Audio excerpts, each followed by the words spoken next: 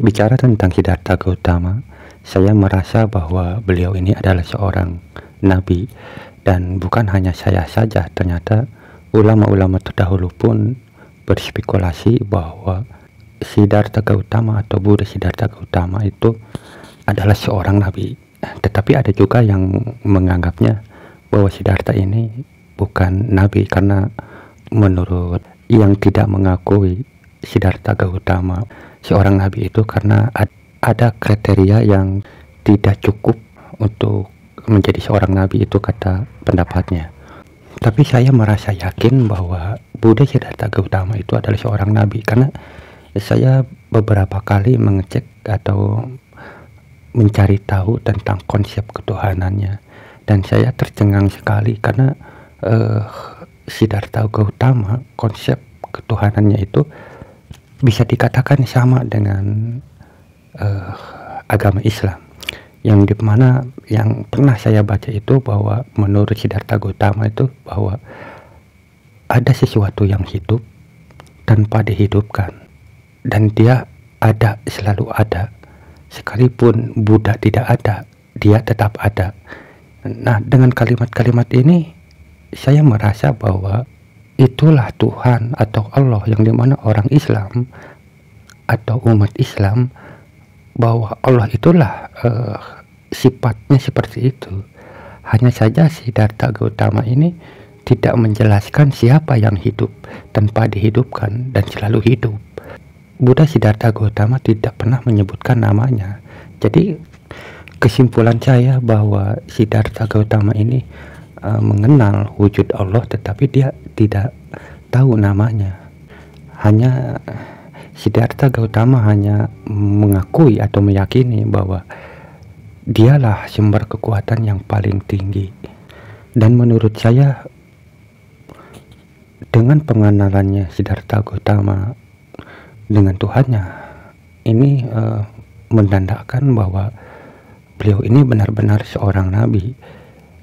Karena walaupun tidak mengetahui namanya, itu bukan sesuatu yang penting, tetapi yang paling penting itu adalah pengenalan wujud yang maha tinggi itu.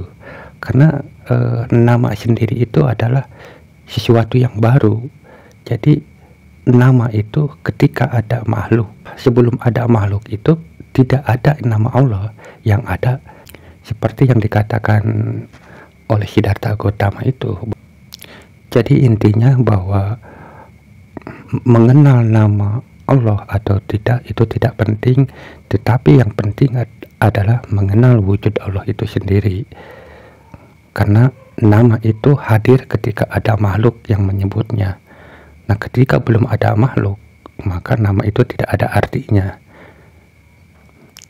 Nah, tetapi bagaimana dengan ajaran-ajaran syariatnya? Ya, tentu ajaran-ajaran syariatnya pasti berbeda dengan Islam. Walaupun saya merasa bahwa beliau ini adalah seorang nabi, karena yang namanya syariat itu tergantung dari kondisi zamannya, gitu. Seperti itu. Tidak mesti harus sama gitu.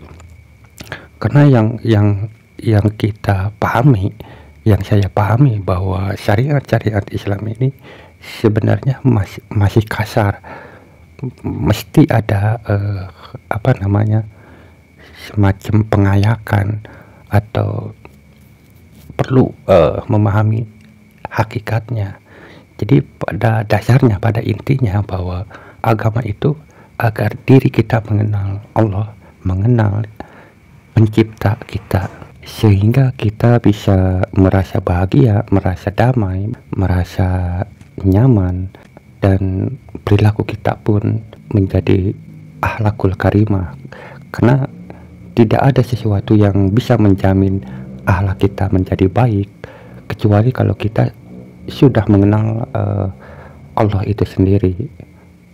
Makanya Siddhartha Gautama setelah mengenal Allah atau yang disebut maha hidup itu, Siddhartha Gautama selalu mengajarkan dharma-dharma atau perbuatan-perbuatan baiknya. Nah, tetapi timbul pertanyaan, karena di dalam konsep agama Buddha tidak mengenal surga dan neraka. sebenarnya sih di dalam Islam surga dan neraka itu sebenarnya nggak penting. Ini khususnya yang dikaji oleh ulama-ulama tasawuf ya. Karena surga dan neraka ini adalah kalangan syariat ya, yang dimana mereka harus menjadi harus menjadi semangat dengan adanya surga dan neraka ini. Padahal hakikatnya bahwa surga dan neraka itu tidak penting sebenarnya.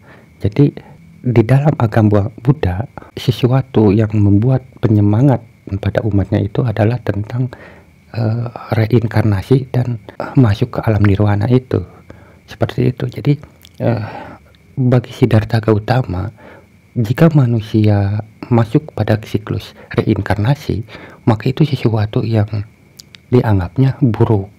Apalagi jika kita mendengar barang siapa yang berbuat keburukan akan dilahirkan yang lebih buruk. Artinya bagaimana kita bisa mendapatkan kebahagiaan walaupun ada reinkarnasi. Kalau memang kita berbuat buruk awalnya, lalu setelah mati hidup lagi malah tambah buruk, bagaimana kita bisa mendapatkan pencerahan? Nah, karena bagi Siddhartha Gautama hal ini, reinkarnasi ini adalah sesuatu yang buruk dan harus dihindari. Dan ini adalah perumpamaan sebagai neraka di umat Islam. Sementara ketika kita mendapatkan pencerahan dan masuk ke alam nibbana atau nirwana, nah inilah yang disebut surga itu. Nanti dalam kacamata tasawuf pun, bahwa sebenarnya bukan surga neraka yang mesti kita kejar, tetapi ya Allah itu sendiri. Karena secara otomatis ketika kita mengenal Allah, maka kebahagiaan itu akan hadir di setiap jiwa kita dan akhlak pun pasti akan baik. Nah, jadi karena itulah saya menganggap bahwa Buddha Siddhartha Gautama adalah seorang nabi, karena satu, beliau ini adalah orang yang menemukan atau yang bertemu atau ketemu Allah atau sampai kepada Allah, lalu dia membawa ajaran-ajarannya dan mendakwahkan atau menyebarkan ajaran-ajarannya ke umatnya. Dan itulah yang menurut saya nabi, seperti itu. Walaupun di dalam Al-Quran tidak ada, tetapi prinsip saya kan begini, karena menurut kata Allah bahwa setiap kaum pasti akan diberi nabinya atau pemimpinnya. Nah, hanya saja nabi-nabi ini kan kita tidak mengenal siapa-siapanya. Makanya untuk mengetahui nabi atau tidaknya, ya kita harus melihat dari konsep ketuhanannya, bukan melihat dari cara syariat-syariatnya. Karena kalau mencari syariat-syariatnya itu kita tidak akan ketemu. Misalnya di zaman dahulu, di orang Sunda, orang Jawa, setiap kaum pasti akan diberi nabinya. Tetapi kalau kita melihat dari syariat-syariatnya, kita tidak akan menemukan keyakinan bahwa itu adalah seorang nabi. Tetapi ketika kita melihat konsepnya, konsep ketuhanannya, lalu dari syariat-syariatnya apakah menyimpang atau tidak, kita pahami lebih jauh, maka di situ akan kelihatan bahwa ini adalah seorang nabi. Walaupun dalam prakteknya dalam agama Buddha ini terkesan menyembah patung, ya kita kan bisa saja beranggapan bahwa sesungguhnya dia itu bukan menyembah patung, hanya sebagai media saja. Bisa saja seperti itu.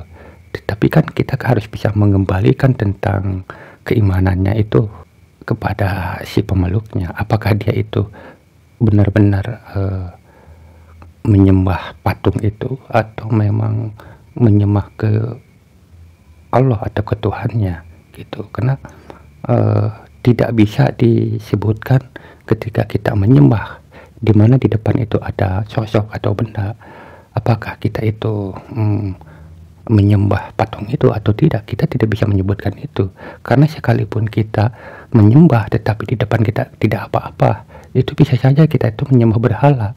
Karena apa? Ketika kita menyembah itu, bagaimana bayangan-bayangan kita di hati kita, di pikiran kita, ada nggak sosok yang menjelma, seperti itu. Kalau kita menyembah tetapi di alam pikir kita membayangkan sesuatu hal atau semacam kayak begitu, itu sama saja menyembah berhala juga, hanya saja berhalanya yang tidak kelihatan. Karena sudah jelas bahwa Allah itu tidak bisa diserupakan dengan apapun, baik yang dilihat oleh mata kepala atau dengan pikiran atau yang terlintas dengan pikiran-pikiran kita. Seperti itu. Jadi pada poinnya bahwa syariat bisa saja berbeda, tetapi lihatlah dari konsep ketuhanannya. Seperti itu. Karena saya suka membaca dari kitab-kitab luar agama Islam. Yang saya cari bukan syariat-syariatnya, tapi konsep ketuhanannya. Apakah sama atau tidak? Dia menemukan Allah atau tidak? Seperti itu. Jadi keyakinan saya ini bukan cocokologi ya, tapi karena berdasarkan konsep yang dianut oleh Buddha itu sendiri. Seperti itu.